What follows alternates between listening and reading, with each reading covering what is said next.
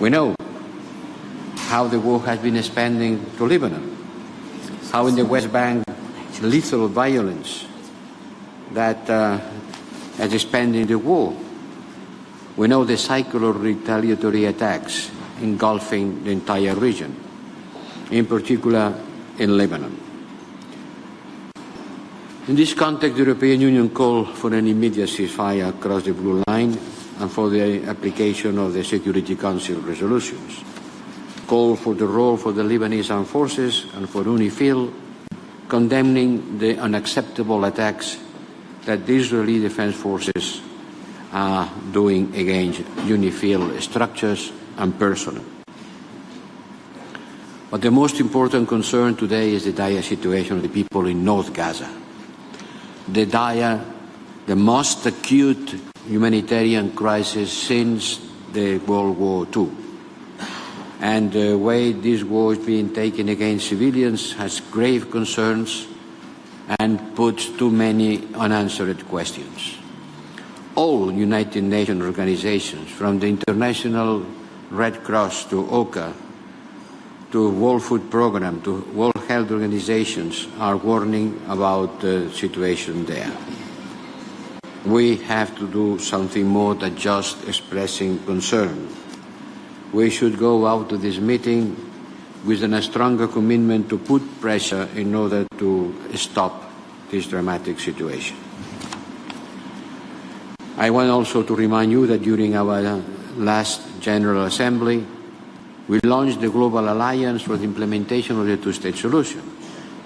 This Global Alliance should serve as an umbrella under which all global partners can bring their contribution in order to implement the two-state solution. The key word is implementing. Stop saying that we support. Start doing. Start acting in order to make this solution implemented.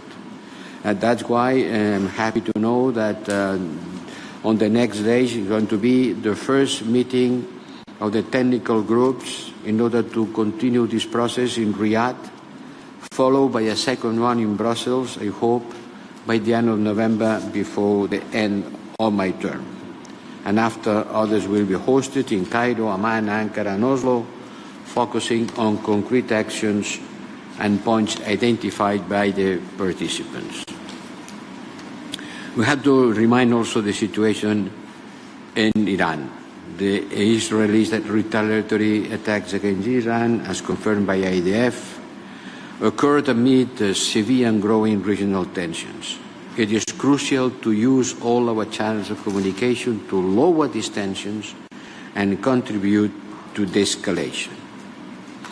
Before hearing your views, I want to emphasize that the Union for the Mediterranean was born out of the Barcelona process in '95, just immediately after the killing of Rabin. When the peace process was jeopardized by this assassination, here in Barcelona, the Barcelona process was launched in order to make everybody contribute to peace, stability and security in the Mediterranean. This has to be strengthened by all means available. And today we have the opportunity to discuss what this Union for the Mediterranean can do to help to create stability. It's 15 years of the UFM. During these 15 years, these organizations have had a growing role in regional integration, in dialogue, in cooperation. But we do more. We have to do more. The UFM was created from a shared political will to revitalize efforts to transform the Mediterranean area into an area of peace, democratic cooperation and prosperity. That's where the words of the Paris Summit Declaration in July 2008. How far we are of these objectives. We need to bring back to this spirit today. Today is the moment to launch a new wave of reforms on this organization. in order to make it stronger and able to contribute better to policy shaping, bringing concrete solutions. We, European Union, will remain committed to helping reform and strengthening the organization. But it has to be done. The Secretary General and the two co-chairs have to actively push for reforming this organization.